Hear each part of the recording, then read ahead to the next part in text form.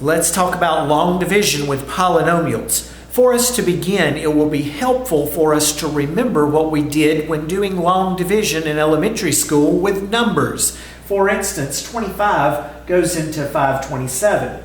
We don't do the whole thing at once. First, we just say 25 goes into 52 how many times? Well, 25 goes into 52 2 times. Now, once I have that 2 on top, remember that what I'm going to do is to say 2 times 25. Anything that goes on the top, we multiply with the thing that is out in front, our divisor. So 2 times 25 makes 50. Once we have that 50, now we subtract. When we do it with polynomials in a minute, I'll be saying let's change the sign, but what we're doing is to subtract just like with our arithmetic. When we've changed this sign, 52 minus 50 gives me 2. Our next step is to bring the 7 down, and as long as what we've got here is at least as big as what we've got there, we can divide again. 25 goes into 27 one time. Anything that goes on the top now multiplies with our divisor. So 1 times 25 is 25. Let's change the sign again, and 27 minus 25 leaves 2 as a remainder. Now, there were lots of ways in elementary school that we wrote our remainder. One was to put an R with the 2 beside it. Another thing that we could do is to put a decimal and zeros behind it and continue to divide. But the way that's going to be the most important for us as we divide algebraic expressions is to take the remainder and to write it as a fraction over the divisor. So that remainder of 2 over our divisor of 25 is how we can express that remainder. Now that we've seen it with arithmetic, let's look at one that is an algebraic expression to divide. Here, if we are taking x squared plus 3x plus 5 and dividing it by x plus 1, the first thing we need to know is how to set up our division problem. The stuff that is in the denominator of the fraction, that's our divisor. So we put it on the outside of our division box. The stuff that is the numerator goes on the inside of our division box. So now we're ready to try to divide. Just like with arithmetic, I don't want to try to divide the whole thing at once. I just want to go one little piece at a time. I'm going to take the first thing here and divide it by the first thing that's there. So we're going to take x squared and we're going to divide it by x.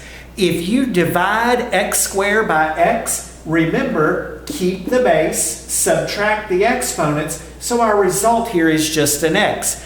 X squared divided by x goes x times. Let's take that x and let's put it up on the top.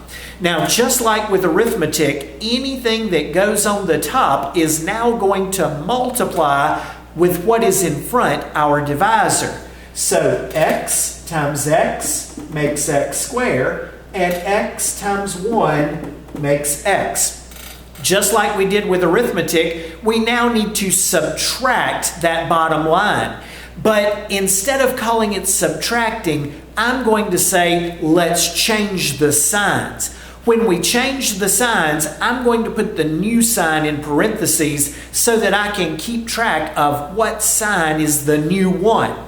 Let's change each of these signs, making that a negative, making this a negative.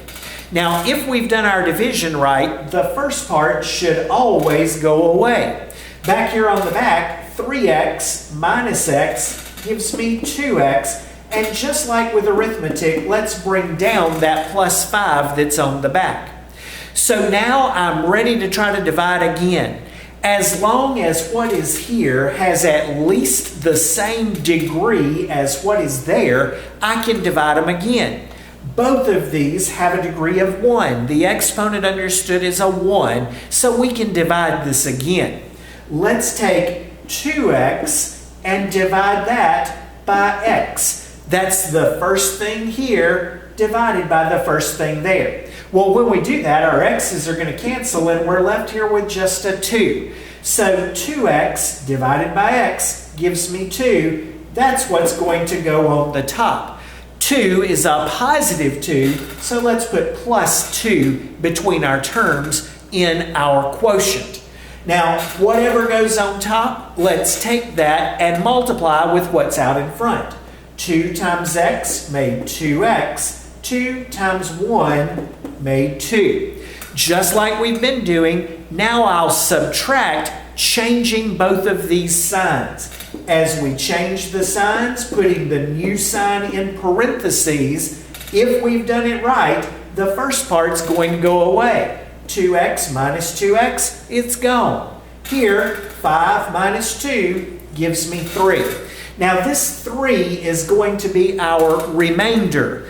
We can't divide again because the degree of this constant value is 0, which is lower than the degree of our divisor. So there's no more dividing that I can do, and 3 is a remainder.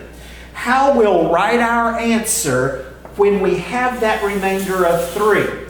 We'll take the quotient, what was on top of our box, and write it first, x plus 2.